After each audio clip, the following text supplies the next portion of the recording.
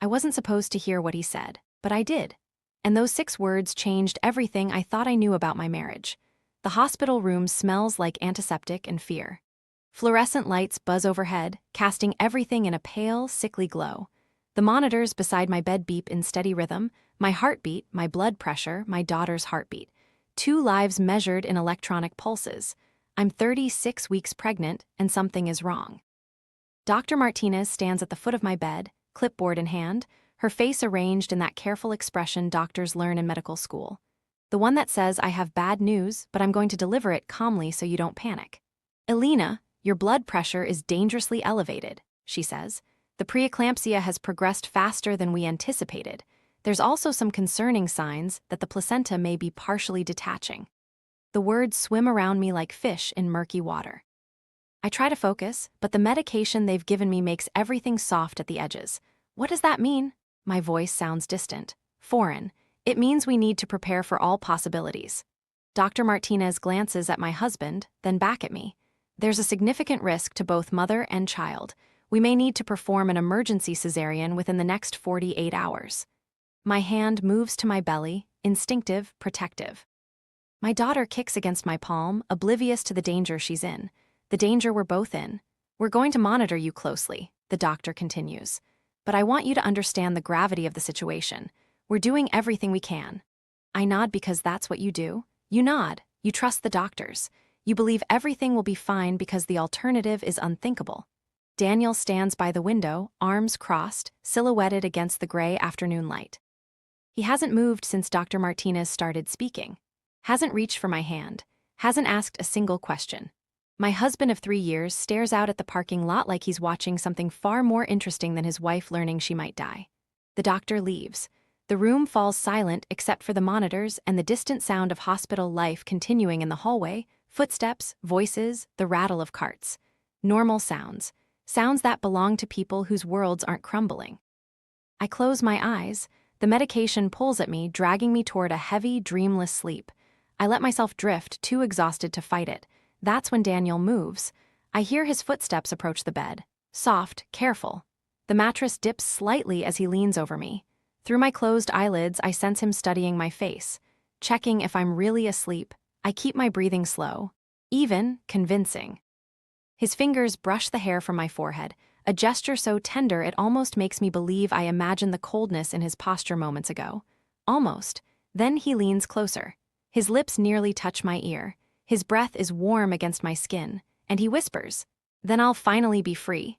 My heart stops. For one terrible, endless moment, everything inside me freezes. My lungs forget to breathe. My blood forgets to flow. The world narrows to those 6 words, echoing in the space between my ears like a gunshot in an empty church. Then I'll finally be free. Free from what? From me, from our daughter, from the life we built together. Every instinct screams at me to open my eyes, to demand an explanation, to ask him what he means.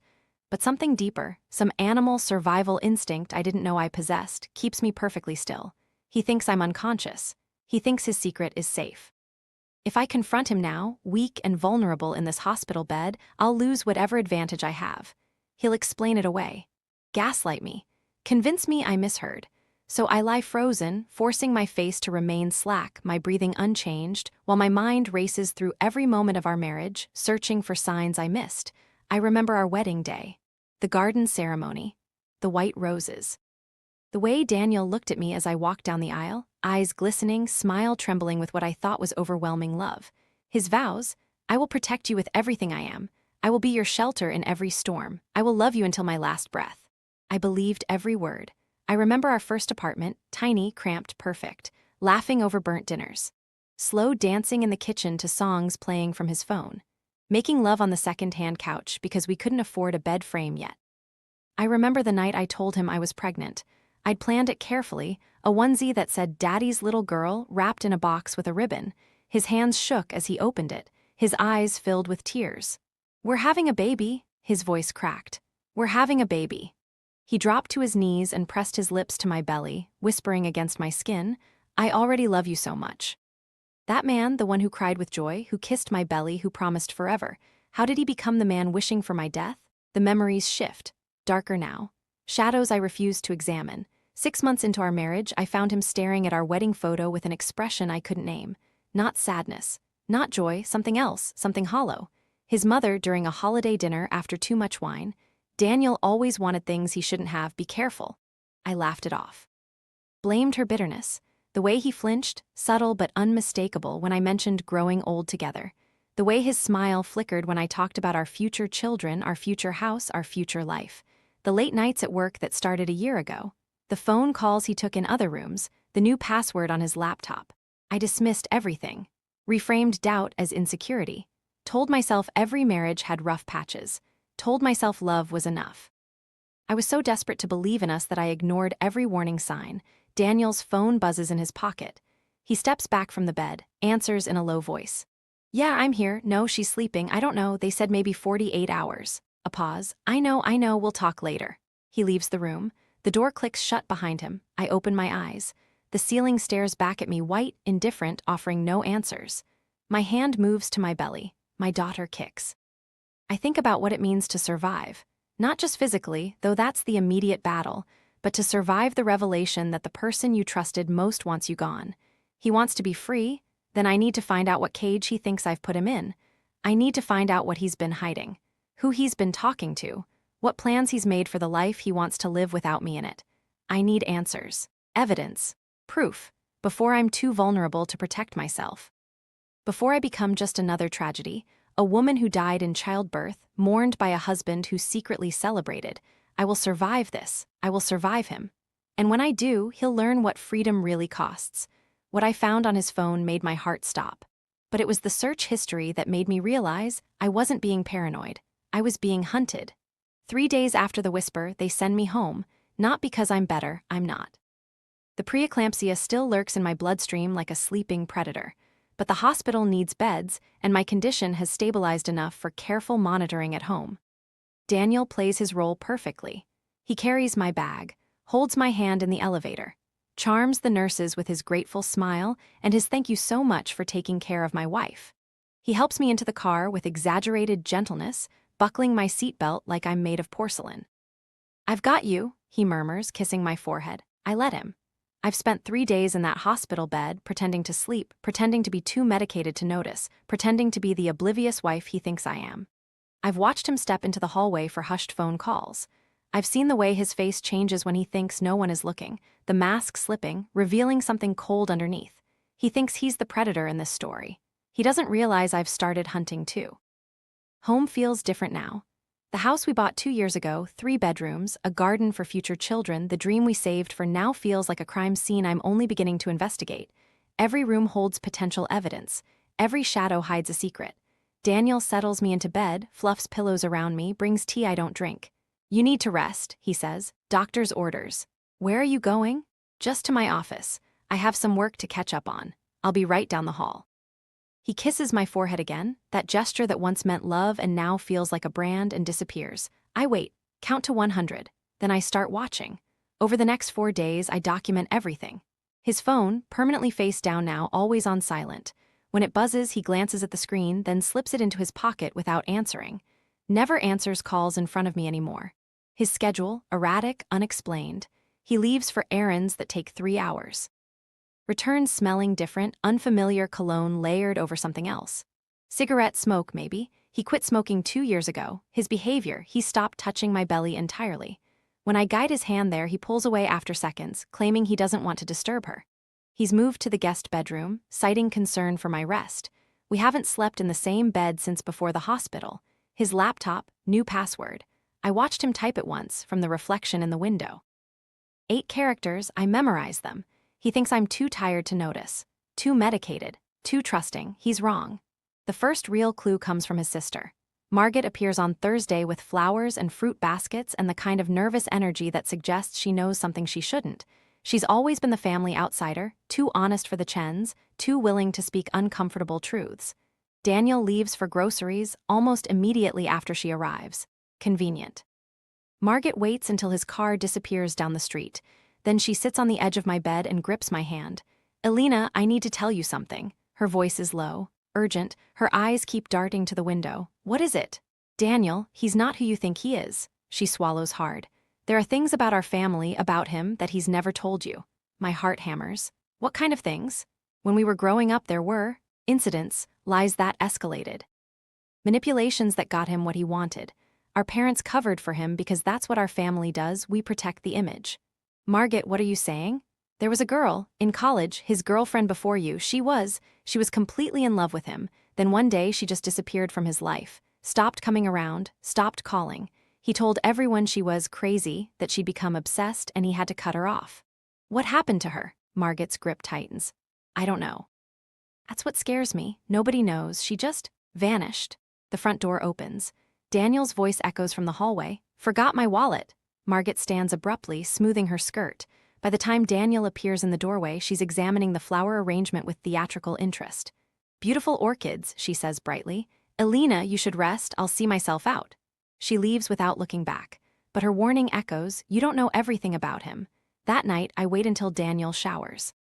The water runs. The bathroom door is closed. I have maybe 8 minutes. I take his phone from the nightstand. My fingers tremble as I enter the passcode, the same one he's used for years because he never thought I'd look. I'm looking now. The text messages are careful. He's deleted most of them. But he's not as smart as he thinks. There's an app for recovering deleted conversations, and my sister Maya walked me through installing it last week. The messages materialize like ghosts. An unknown number. No name saved. Heart emoji in the chat header. I scroll with shaking hands, but it's not the messages that stop my blood. It's the browser history. Widower benefits eligibility, life insurance payout timeline after spouse death, single father custody laws are state. What happens to wife's assets after death? Can husband access wife's inheritance if she dies? I stare at the screen. The water still runs. My vision blurs with tears I can't afford to shed. He's not just hoping I die. He's researching the aftermath, planning the logistics of a life without me. I screenshot everything. Send it to the hidden email account Maya helped me create. Delete the evidence of my snooping. The shower stops. I replace the phone exactly where I found it. The next morning, I test him. Daniel, are you happy? With us? With the baby coming? We're at the kitchen table. He's reading the news on his tablet, coffee growing cold beside him. He doesn't look up immediately, a pause so small most wives wouldn't notice. I notice everything now. Of course. His voice is smooth, rehearsed. Why would you ask that? I just feel like something's changed between us. You seem distant. Now he looks up. His eyes find mine, and for a moment I see the cold calculation behind them, assessing, strategizing, deciding how to handle this. Then the mask slides into place. Concerned husband, loving partner. Elena, honey. He reaches for my hand. The doctors said the medication might cause paranoia and mood swings. You're under so much stress. I'm not distant, you're just not seeing things clearly right now. The gaslight ignites. This is exactly why you need to rest, he continues, gentle and condescending. Stop stressing yourself and the baby. Let me take care of everything. I want to scream. I want to throw his phone at his head, demand explanations, watch him crumble under the weight of his own lies. But I'm 37 weeks pregnant, confined to bed rest, dependent on him for everything, so I nod. I apologize for being emotional. I let him kiss my forehead and guide me back to bed, and I keep watching. That night I call Maya. He's researching how to benefit from my death, I whisper into the phone, hidden beneath the covers. He's planning something. We're going to get you out of this, Maya says fiercely. Document everything. Screenshot everything. Don't let him know you're onto him. I'm scared. I know, but you're also the strongest person I know. That baby needs you to survive. So survive, Elena. We'll handle the rest. I hang up and cradle my belly. I promise you, I whisper to my daughter. Whatever he's planning, we're going to make it through, together. He called me unstable. He said I was imagining things. But the screenshots in my hidden folder tell a different story, a story where I wasn't supposed to survive the ending. I wasn't prepared for the face I saw in those messages. It wasn't a stranger. It was the woman who stood beside me at my wedding, the one I called my best friend. Maya calls on a Tuesday morning, voice tight with barely controlled fury. I traced the number, she says, the one he's been texting, the one with the heart emoji. I'm lying in bed, laptop open, pretending to watch a cooking show while Daniel works in his office. The normalcy of it all feels obscene, him 20 feet away, planning my death, while I watch someone make pasta. Who is it? Maya hesitates. In that hesitation, I feel the ground shifting beneath me. Elena, it's Cassandra. The name hits like a physical blow. Cassandra, my college roommate, my maid of honor. The woman who held my hair back when I had food poisoning sophomore year. The woman who helped me pick my wedding dress. The woman I considered a sister until 2 years ago, when our friendship inexplicably fell apart over something I thought was minor, a canceled lunch, a forgotten phone call, things that shouldn't have mattered. Now I understand. It wasn't about canceled lunches. It was about making space, removing me from her life so she could take my place in his. How long? My voice doesn't sound like mine. From what I can tell, they met at your birthday party 3 years ago. The affair started about 6 months after your wedding. 3 years. He's been sleeping with my best friend for almost 3 years. I close my eyes and the memories rewrite themselves. Cassandra at my wedding, crying as I walked down the aisle, not from joy, I realize now, but from something else. Something hungry. Cassandra asking about Daniel constantly. How's married life? Does he still travel so much for work? You must miss him when he's gone. Cassandra suddenly too busy to hang out, right around the time Daniel's work trips increased. The falling out wasn't her pulling away, it was her making room. There's more, Maya says, and her voice drops lower. I staked out the hotel, the one from his calendar. Elena, they're not just meeting for sex, they're planning something. Planning what? I got close enough to hear part of a conversation. They were talking about timelines, about after. About, she stops. Maya, tell me. About what happens if you don't survive the delivery. The room spins. I thought I was prepared for anything. I thought the search history, the coldness, the whispered wish for freedom had hardened me against further shocks. I was wrong. Maya sends the screenshots an hour later. I read them in the bathroom, door locked, hand pressed against my mouth to muffle the sounds that want to escape. The conversation is dated 2 weeks ago, just before my hospitalization. Daniel, the pregnancy is complicating everything. Cassandra, complicated how? Daniel, she wasn't supposed to get pregnant. The timeline is all wrong now.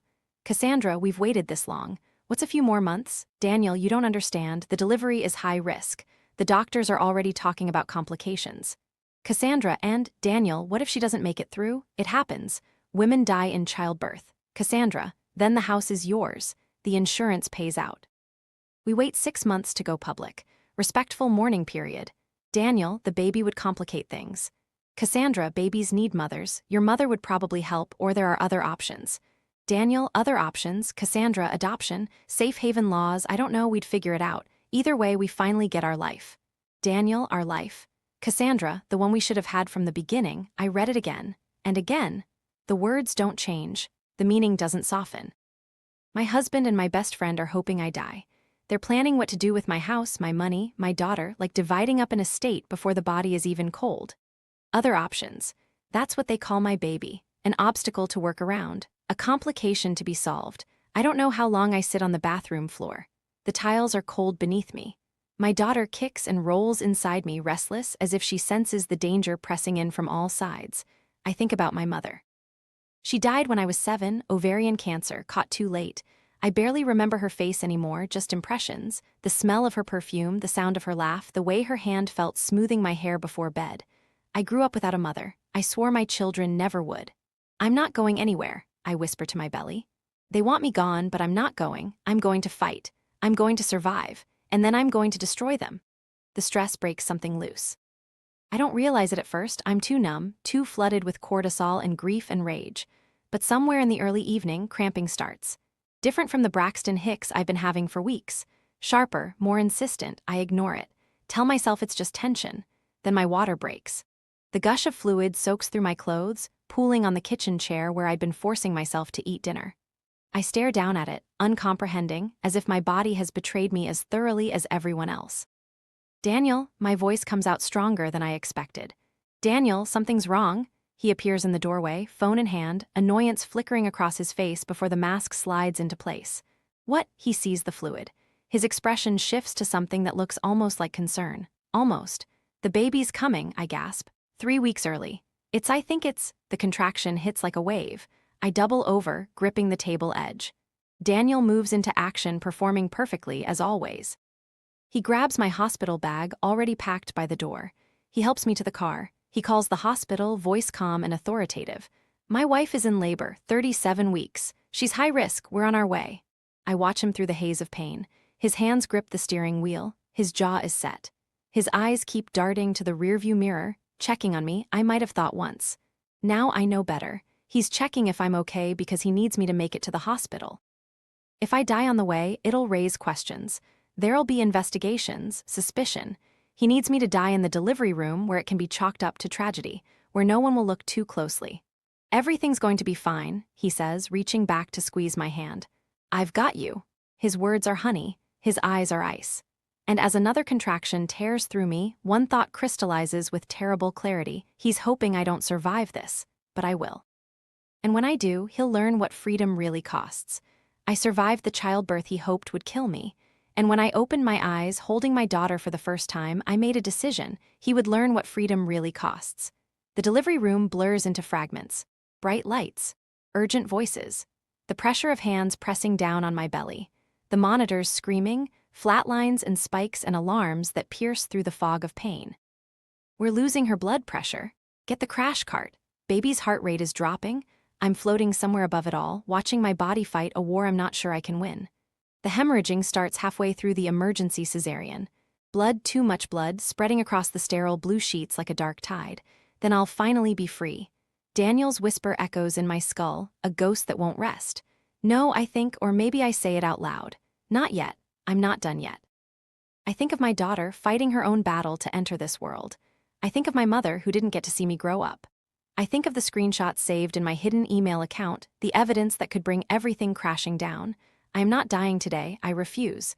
When I open my eyes, the room is quiet. Soft beeps, filtered sunlight, the distant hum of hospital life continuing beyond my door. A nurse leans over me, face creased with relief. Welcome back, Mrs. Chen. You had us worried there. My baby, she's perfect. The nurse smiles. 7 pounds, 2 ounces. She's in the nursery waiting to meet her mama.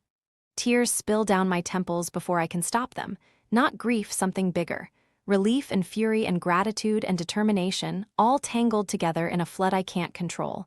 I survived. We survived. They bring her to me an hour later. She's impossibly small, wrapped in a pink blanket, face scrunched in the newborn confusion of encountering light and air and noise. Her eyes, dark like mine, open briefly, unfocused, searching. Hi, sweetheart, I whisper. I'm your mommy. She makes a small sound, not quite a cry, more like an acknowledgement. Oh, there you are. I named her Lily after my mother. After survival. After every flower that forces its way through concrete to reach the sun. The door opens. Daniel enters, flowers in hand, white roses like our wedding, face arranged in perfect concern. Thank God you're okay. He crosses to the bed, leans down to kiss my forehead. I was so scared, Alina. I thought I was going to lose you. I look up at him. I see every lie, every calculation, every whispered wish for my death. I see Cassandra in the background, waiting to step into my shoes. I see the life insurance policy he forged my signature on, the joint savings he drained. The house she's already put a deposit on. I see everything now. I know, I say simply, and I let him kiss me one more time, one last time.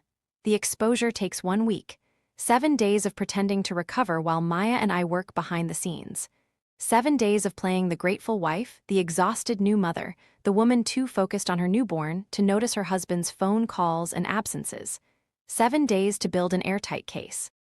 My lawyer, Maya's husband's cousin, a shark in Chanel suits, files the papers on a Thursday morning. Simultaneously, because timing is everything, divorce petition citing infidelity and fraud. Emergency custody motion for full parental rights. Criminal complaint for insurance fraud, forgery, and financial exploitation. Restraining order, effective immediately. The police find everything on his laptop. The forged signature on the increased life insurance policy, done 6 months ago, right around the time I got pregnant. The hidden bank account where he'd been siphoning our joint savings. The emails to Cassandra discussing the timeline and after. There's more than I knew. Daniel had been researching untraceable poisons, had downloaded articles about how to make death look natural, had searched for information about inducing premature labor. He wasn't just hoping I'd die. He was considering helping it along. I confront him in our living room. Lily is with Maya, safe. My lawyer waits outside with a police officer, just in case. Daniel sits on the couch that we bought together, looking smaller than I've ever seen him. The mask is cracking, fear and rage bleeding through the handsome exterior. I know about Cassandra, I say calmly. I know about the insurance fraud. I know about the house you're buying together. I know about the forged documents and the hidden accounts and the searches about how to kill me.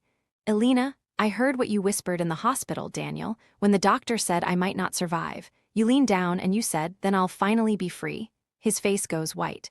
I wasn't supposed to hear it, but I did. I let the words land.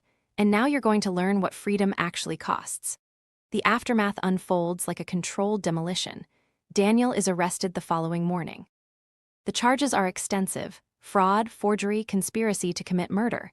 His bail is set astronomically high. His family, the ones who always protected him, covered for him, go silent. Cassandra is named as a co-conspirator. Her social media disappears overnight. Mutual friends send me messages. I had no idea. I'm so sorry. If there's anything I can do. The story spreads through our community like wildfire. The charming husband, the devoted wife, the baby, and the plot to kill her that everyone missed. But the final twist comes from the investigation. Detectives digging through Daniel's history discover something I suspected but couldn't prove: his college girlfriend, the one who disappeared. She died in a car accident 2 years before I met him. Single car accident, ruled a tragedy. Life insurance paid out to her beneficiary, Daniel Chen. I wasn't his first intended victim. I was his second. I stand in my new apartment, small, sunlit mine. Lily sleeps in the next room, oblivious to the chaos that surrounded her birth.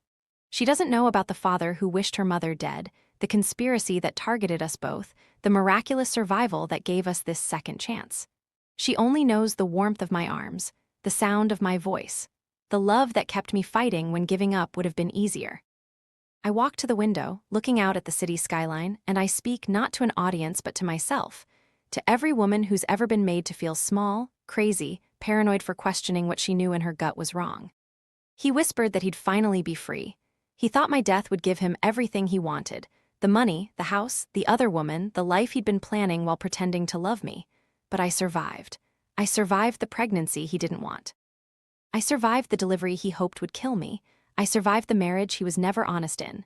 And now I'm the one who's free from his lies, free from her betrayal.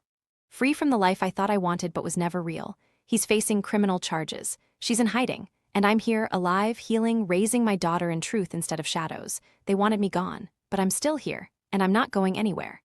Lily stirs in her crib, making soft sounds, and I go to her. As I lift her into my arms, I think about the journey that brought us here. The whisper I wasn't supposed to hear, the lies I uncovered, the truth that set me free. Daniel thought freedom meant my death. He was wrong. Freedom meant surviving him, outliving his plans, building a life where his voice doesn't echo in my head anymore.